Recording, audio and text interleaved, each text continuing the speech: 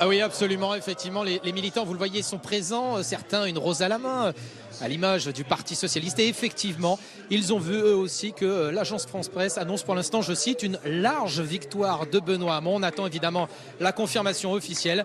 Les militants sont ici, ils l'attendent. Il l'attend et il commence même à la célébrer, on le voit, Nathalie. Ça veut simplement dire qu'on a vu cette espèce de mobilisation supérieure. Eh bien, c'était un effet d'amplification, un petit peu ce qui s'est passé avec François Fillon pour la primaire à droite, c'est-à-dire que c'était un encouragement à Benoît Hamon et peut-être la gauche dont vous parliez, Aurélie Filippetti, qui est une gauche peut-être que certains considèrent idéaliste et irréaliste. Ambitieuse et qui fait rêver et qui rappelle le PS2 dans le temps ou à un certain moment où la gauche proposait un certain nombre de choses, c'est ça, qui n'est pas exactement la vôtre. Moi, lorsque j'ai adhéré au Parti socialiste dans mes jeunes années, on avait la volonté d'arriver au gouvernement et de gouverner. Moi, j'ai retenu aussi les leçons des échecs que nous avons connus.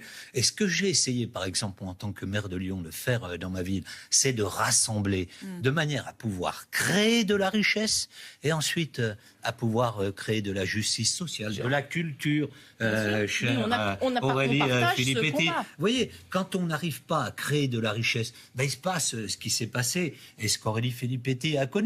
C'est-à-dire qu'on est obligé de tailler, la culture a régressé. Et nous, au contraire, on développe des éléments culturels, la créativité, parce que justement, nous créons de la richesse et il faut savoir rassembler pour créer ces richesses. Gérard Collomb, votre gauche, finalement, à vous, ni droite ni gauche, parfois on s'y perd. Non, pas ni droite ni gauche. Et elle va jusqu'où? Il faut savoir rassembler tous les Français. Elle va jusqu'où? Parce que on voit bien, si vous voulez, qu'à l'intérieur, par exemple, des Républicains, il y a des gens qui sont très mal à l'aise avec la candidature de François Fillon, que de l'autre côté, du côté du Parti Socialiste, il y a des gens qui sont très mal à l'aise. Et bien ceux-là qui pensent à peu près la même chose sur l'avenir de la France, il faut qu'ils se rassemblent. Surtout, il faut que toutes celles et tous ceux qui disent « on en a marre de la politique », eh bien, ils puissent venir et donner la victoire. Et vous, votre gauche, elle va jusqu'à Jean-Luc Mélenchon ?